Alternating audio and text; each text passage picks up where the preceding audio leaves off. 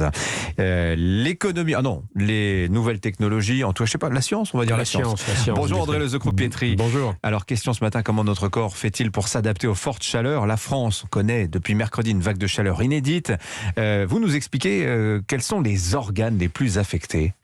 La température du corps, Dimitri, fluctue généralement entre 36 et 38 degrés.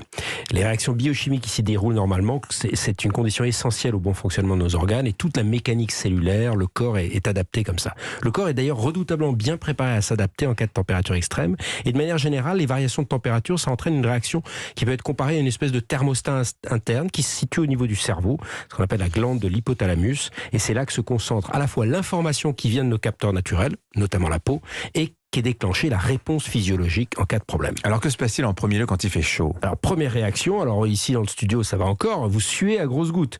La sueur transporte la chaleur qui est évacuée en dehors de l'organisme. C'est extrêmement efficace car ça se passe sur toute la surface du corps, mais peut représenter plus de 1 litre par heure. D'où la nécessité de boire beaucoup, de remplir le réservoir et surtout régulièrement. On perd aussi malheureusement énormément de sels minéraux avec ça, et c'est pour ça que la sueur a un goût salé, et ces sels sont essentiels pour maintenir le sang à un bon pH, c'est-à-dire, ça c'est vos souvenirs de chimie, c'est-à-dire il faut que ce soit ni trop acide, ni trop basique. 7.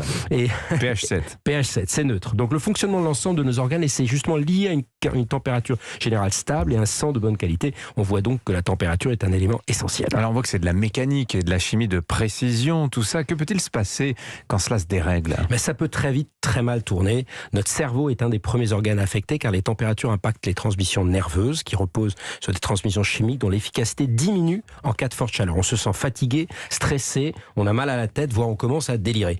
Donc plus généralement, une chaleur prolongée peut avoir un impact physique sur les cellules car ça trouble l'équilibre en fait entre l'intérieur et l'extérieur, l'équilibre chimique de la cellule, et aussi plus profondément la structure de l'ADN qui est souvent réversible par la chaleur, mais aussi la structure des protéines qui lui est irréversible. Donc petit coup de projecteur sur ces protéines dont on reparlera parce qu'elles sont absolument passionnantes.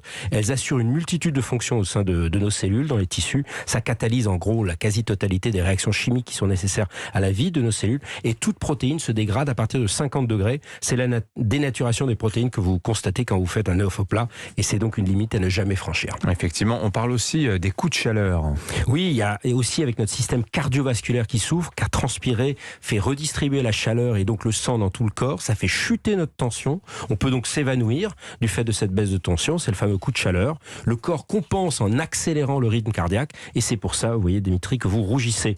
Les intestins et le système rénal sont aussi impactés. Comme on recycle un maximum d'eau pour transpirer, les reins fonctionnent moins, ce qui peut gravement endommager leurs tissus, et aussi la capacité du rein à éliminer les toxines qui sont présentes dans notre corps. Bon, ça fait un peu peur tout ça. Jusqu'où notre corps peut-il aller, André, pardon. Ce qui est intéressant, c'est que la fonction de survie, là on voit que vous avez chaud, Dimitri, c'est que la fonction de survie est très développée. On va chercher des endroits frais, on va boire naturellement, sauf les personnes âgées, les tout petits qui ont des capteurs de température qui fonctionnent pas encore à l'heure optimale, et c'est pour ça qu'il faut anticiper pour eux.